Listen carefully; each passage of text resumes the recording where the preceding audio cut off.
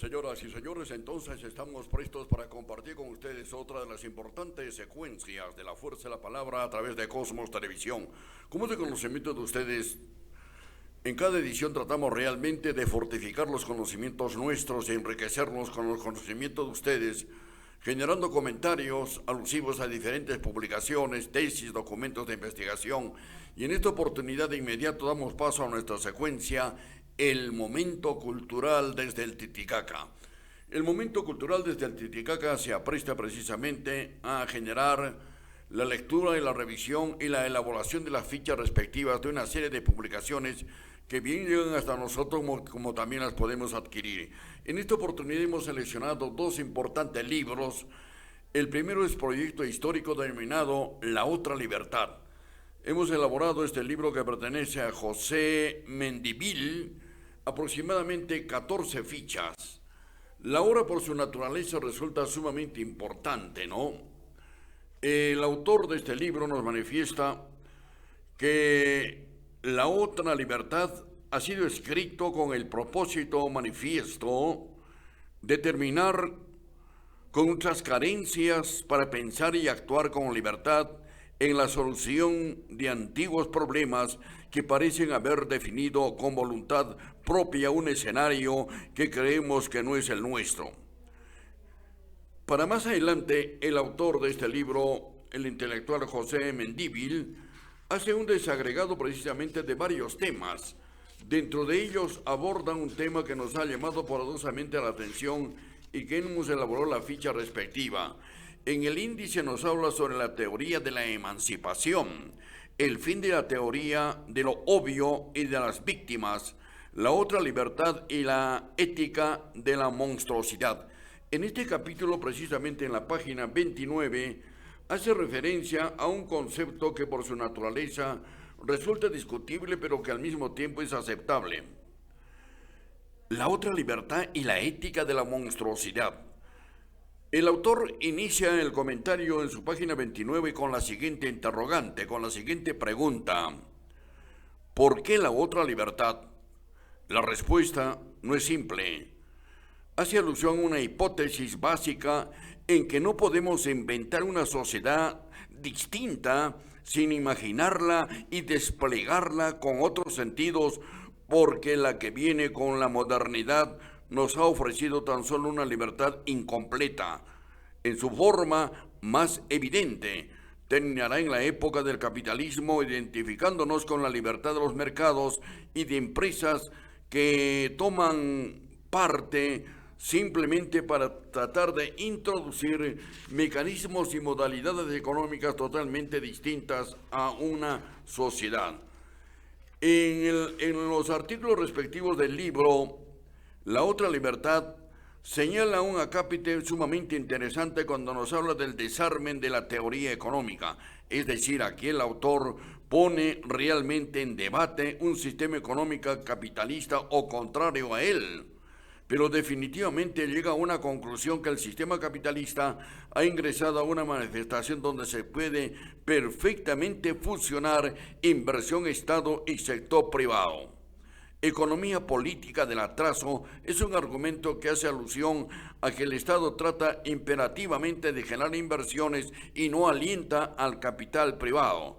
El libro por su naturaleza resulta sumamente cuestionable, pero al mismo tiempo rebatible, porque nos propone diferentes opciones y alternativas de los sistemas políticos y económicos que vivimos hoy en día en nuestro continente latinoamericano. Habla sobre una cultura, sobre la economía y un falso imaginario nacional. Habla de las sociedades andinas que resultan en muchas veces inviables para aplicar toda una política social, económica que genere el bienestar de toda la población. El libro, como podrán ustedes apreciar en el breve comentario que estoy alcanzando, resulta sumamente interesante porque trae conceptos totalmente distintos pero sumamente modernos.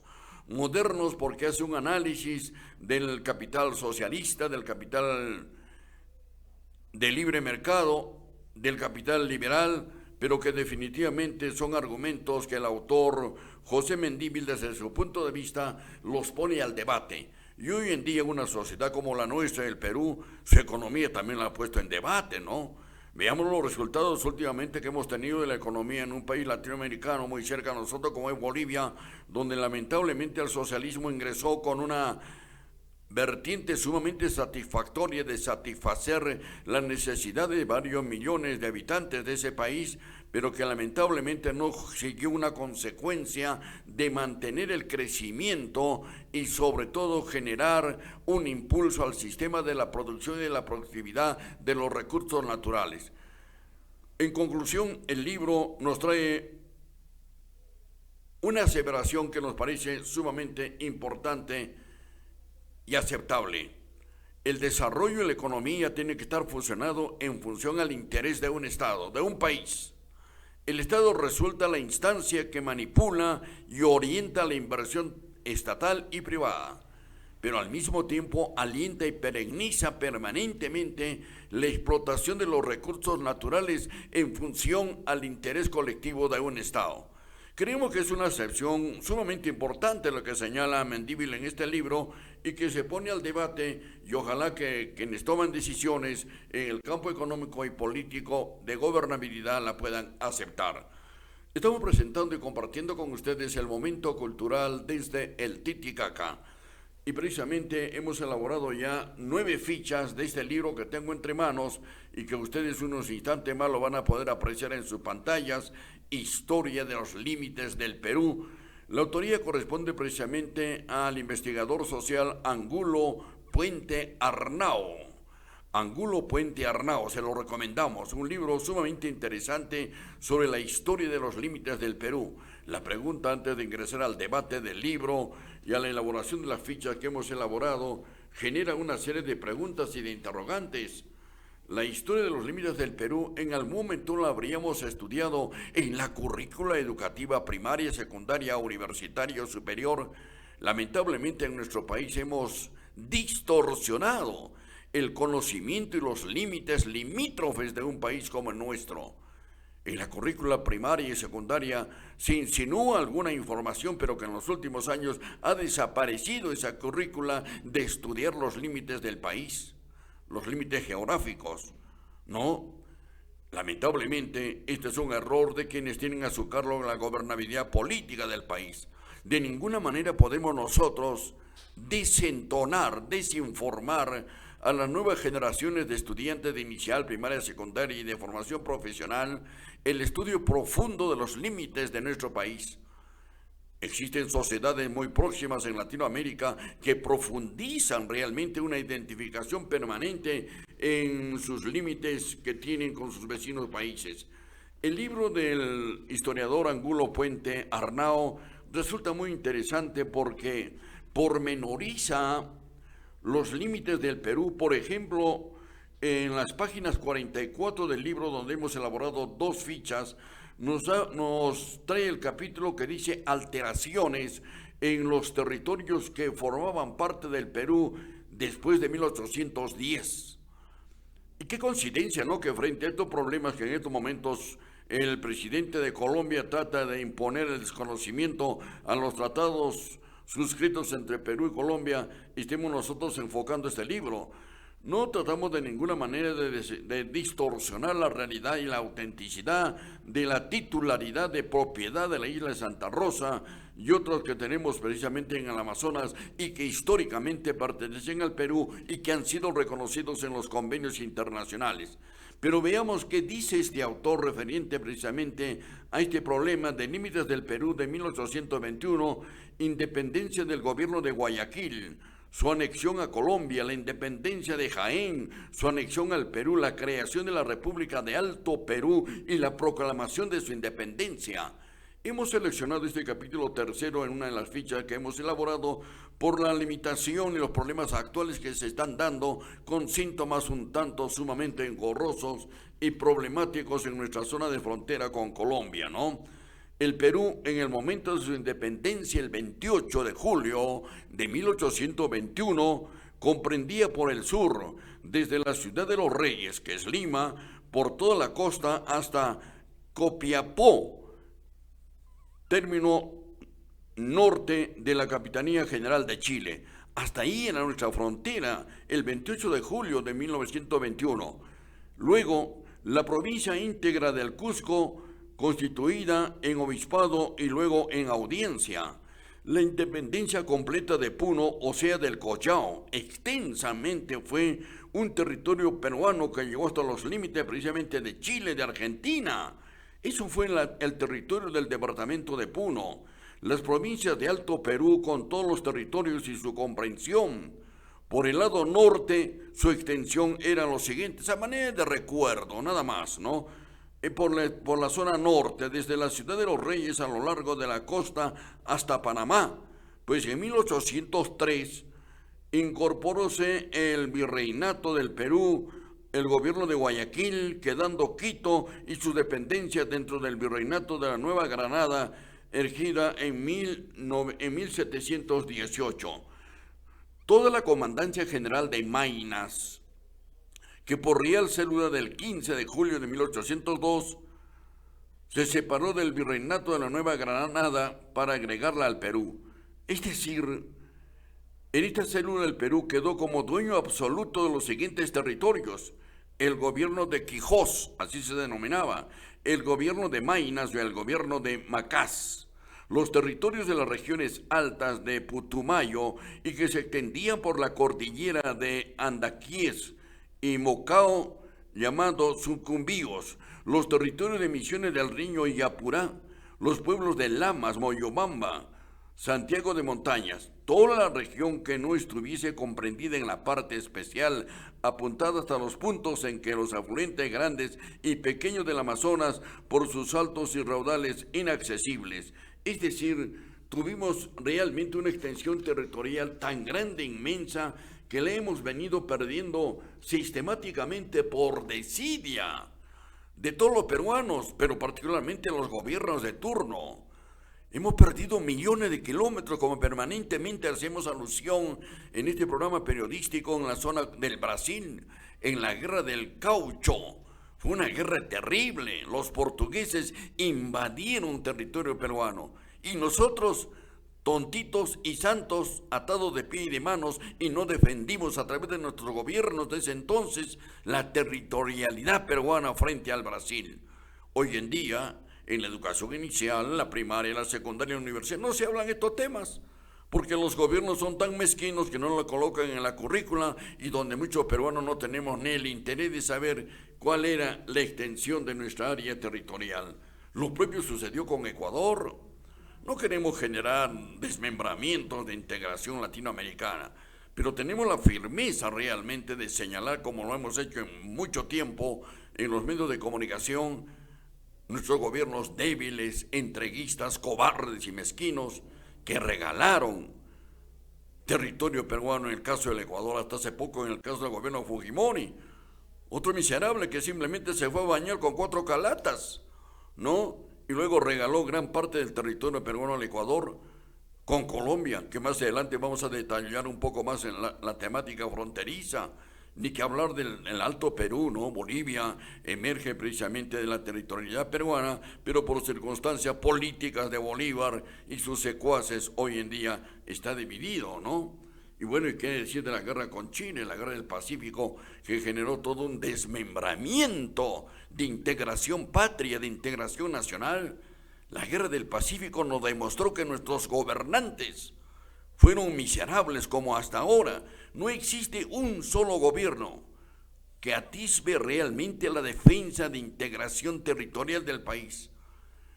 Elegimos gobiernos democráticos como el que tenemos ahora, que realmente no tienen la más mínima predisposición de generar un aliento de mediano y largo plazo de desarrollo en las zonas fronterizas. En este momento tenemos nosotros la titularidad y la propiedad de toda esta isla en el Amazonas, donde Colombia trata de tomar posesionamiento, pero se encuentran en estado de abandono.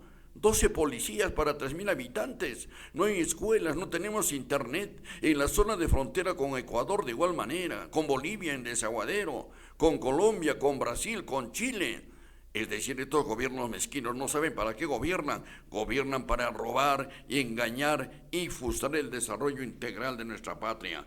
Para terminar esta secuencia del momento cultural del Titicaca, en este libro sobre historia del límite del Perú, que ustedes ya lo están apreciando nuevamente en vuestras pantallas, sí, podríamos mostrar la portada de este libro, Historia de los límites del Perú, de Angulo Puente Arnao, ¿no? Adelante, precisamente. El estado actual de las negociaciones, el Tratado de Salmón Lozano, eso es lo que no quieren reconocer el gobierno, el presidente colombiano. ¡Qué mezquino! Este es un tratado que tiene plena vigencia. Salomón Lozano, intervención del Brasil en 1920-1926. En marzo de 1918 fue recibido en audiencia pública por el gobierno de Colombia el nuevo plenipotenciario peruano, don Federico Helguera. Es decir, se suscribieron ya acuerdos y tratados binacionales con el respaldo y la suscripción de varios países garantes que lamentablemente hasta la fecha tratan de desconocer el cumplimiento de esta suscripción de nuestros límites fronterizos. El caso de Colombia, como hemos hecho referencia, no voy a ingresar de fondo al tema, pero sustantivamente en señalar que este es un capricho del guerrillero, ¿no?, presidente colombiano, que trata de desconocer ante la pérdida de popularidad en su país. El presidente colombiano en este momento no tiene un respaldo mayoritario, se parece a la presidenta del Perú. El 76% de la población colombiana rechaza la gestión del actual presidente colombiano. El incumplimiento de sus promesas electorales, similar a todos los presidentes del Perú, mentirosos y farsantes. El presidente colombiano no ha cumplido con las promesas electorales y esto ha generado realmente una discordia entre el electorado y el primer mandatario colombiano. Y el presidente colombiano en este momento trata de recuperar aceptación en Colombia, iniciando precisamente o intentando iniciar una acción bélica de desconocimiento a los convenios suscritos con Perú en el río Amazonas. Bueno, este tipo de lecturas y de libros deben de estar permanentemente en la biblioteca de nuestros niños, de nuestra juventud, no hay más. Nosotros los de las canitas prácticamente somos espectadores casi de toda esta triste realidad. Nuestros niños, nuestros jóvenes tienen que recibir el aliento, la voz impulsiva de carácter y de formación de los padres de familia, para amar la tierra, para quererla, para amarla, para suscribirla con bondad a la Pachamama. El desarrollo de nuestra patria hoy está precisamente pergoñada en el rol protagónico que deben de asumir nuestros niños y nuestros jóvenes. Y tengamos mucho cuidado con tanto politiquero mentiroso, un Parlamento Nacional que es una vergüenza el día de hoy, una presidenta de la República que no sabe cómo orientar la política del país. Oiga usted ya algo más para terminar el comentario, y que seguramente en próximas ediciones, al igual que en las anteriores, vamos a volver a incidir. Acaba de darse una norma, una ley, con nombre propio en el Parlamento, en el Congreso, suscrita por la presidenta, donde prácticamente se pone en libertad a un conjunto de militares, de policías y de tráfalas de asesinos que han matado a cientos de gente inocente en el territorio nacional. Hoy han salido en libertad y los deudos de esos hombres del campo, aymaras, quechuas, amazónicos, hoy lloran a sus deudos, a sus seres queridos. No se ha implementado una política de justicia, de equidad, de razonamiento. Qué triste, qué triste. Se utiliza el poder simplemente para profundizar las heridas lacerantes y sangrantes en millones de peruanas y de peruanos. Nosotros en la Fuerza de la Palabra, casi 60 años permanentemente hemos abogado porque se defiendan los derechos fundamentales del hombre, sus derechos fundamentales a la libertad, sus derechos fundamentales a comer, a su alimentación, a su educación, a su seguridad, a su vivienda, a su medicina, pero jamás la hemos podido gozar ni tenerla a nuestro alcance. Y somos convivientes de esta mediocridad y de esta hipocresía y de esta negligencia de nuestros gobernantes y de estos falsos políticos que dicen conducir los destinos de la patria. Era importante hacer este comentario, como siempre. Hasta aquí, gracias. Hemos compartido con ustedes el momento cultural desde el Titicaca. La pausa y retornamos.